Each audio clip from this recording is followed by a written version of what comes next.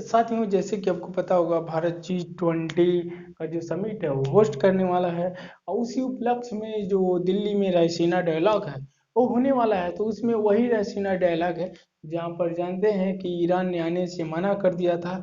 और उसमें जो इटली की प्राइम मिनिस्टर है जॉर्जिया, उन्होंने भी भारत का दौरा उनका संपन्न हुआ। भारत में कह सकते हैं G20 समिट में जो रायसीना डायलॉग है उसमें पार्टिसिपेट करने वाली हैं। इटली और भारत का रिश्ता ना बहुत पुराना है, क्योंकि जानते हैं कि हमारा जो वेस्ता जो VIP हेलीकॉप्टर डील हुआ था उसमें बहुत सारा करप्शन लगा था। भारत सरकार ने जो वहाँ की कंपनियां थी डिफेंस रिलेटेड या VIP हेलीकॉप्टर की जो सौदे हुआ था जिन कंपनियों से भारत ने उन कंपनियों को क्या किया, पूरी तरीके से ब्लॉक कर दिया।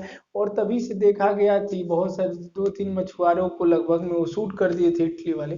तो ये इश्यू चलता आ रहा था, कह सकते हैं तभी से भारत और इटली में खटास देखने को मिलती है तभी से।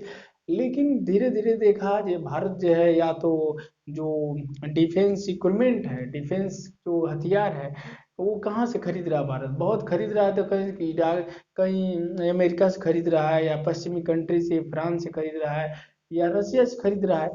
तो इटली ये सब देख करके क्या क्या धीरे धीरे चाइना से, पाकिस्तान से नज़दीकियाँ बनाता गया। लेकिन जैसे कि कोविड आता है और अमेरिका का प्रेशर आता है कि चाइना से जो उसका रिलेशन है उसको वहाँ से समाप्त करें, तो इटली चाइना से भी अपना रिलेशन समाप्त कर लेता है। तो बचा कुचा कौन था? इंडियन मार्केट वैसे भी उसके हाथ से निकल जाता है।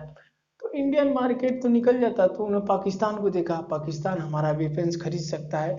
तो पाकिस्तान को उन्होंने जो हाईटेक एडवांस लेवल की, छोटे लेवल की जो न्यूक्लियर सबमरीन है वो भी देने का वादा किया था इटली ने पाकिस्तान को।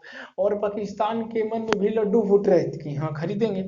लेकिन 6 सालों से कोई सौदा हो ही नहीं पा रहा है, क्योंकि जानते हैं इकोनॉमिक्स क्राइसिस चल रहा है, यानी अर्थव्यवस्था पूरी तरह पाकिस्तान में डामाडोल है। इसकी वजह से पाकिस्तान सरकार अपना डिफेंस की जो आवश्यकताएं हैं इटली से खरीद नहीं पा रही है, परचेज ही नहीं करना पा रहे हैं। क्योंकि पाकिस्तान वैसे IMF के पास जैसे भिखारी जैसे कटोरा लेके घूम रहा है, तो फिर वो डिफेंस के लिए कैसे खरीदेगा इटली से?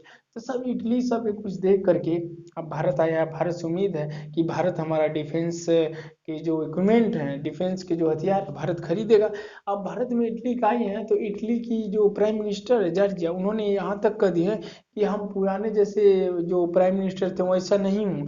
मैं भारत और इटली के बीच जो गतिरोध है उसे दूर करके रिलेशन को इम्प्रूव करूंगी। और स्ट्रेटेजिक लेवल पर जो समझौते हुए हैं ऐसे हुए हैं, और कह सकते हैं एक शुरुआत हुई है। हो सकता है आगे कि भारत और इटली के जो रिलेशन है इम्प्रूव हो जाए, आने वाले समय में पॉसिबल है।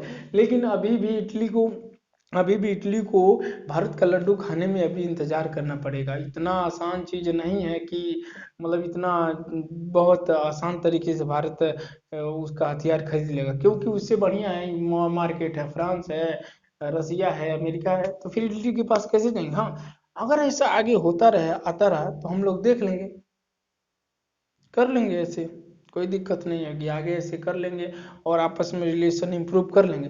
हालांकि रईसाना डायलॉग में जो इटली पार्टिसिपेट करने वाली है, तो इसमें देखना होगा इटली क्या कहती है। फुल इटली की जो प्राइम मिनिस्टर जॉर्जिया है वो भारत के रूप में क्या कहती हैं। वही रईसाना डायलॉग है जहाँ से ईरान ने आने से मना कर दिया था। क्योंकि भारत के जो जानते हैं राइसिना डायलॉग्स में भारत के विदेश मंत्रालय ने अपने एक छवि प्रस्तुत करी थी।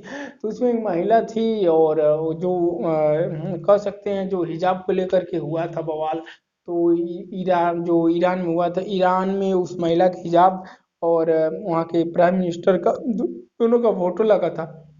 इससे विदेश मंत्रालय ने ईरान का आने से भारत में मना कर देता है। तो देखना है इटली के बीच में और क्या क्या समझौते हो सकते हैं। क्या इटली की प्राइम मिनिस्टर जॉर्जिया भारत के साथ रिलेशन को और इम्प्रूव कर पाएंगी? क्या भारत को ये मिला पाएंगी? या आने वाले समय में देखना होगा कि किस तरह भारत और इटली के जो संबंध है और इम्प्रूव होते हैं। जय हिंद।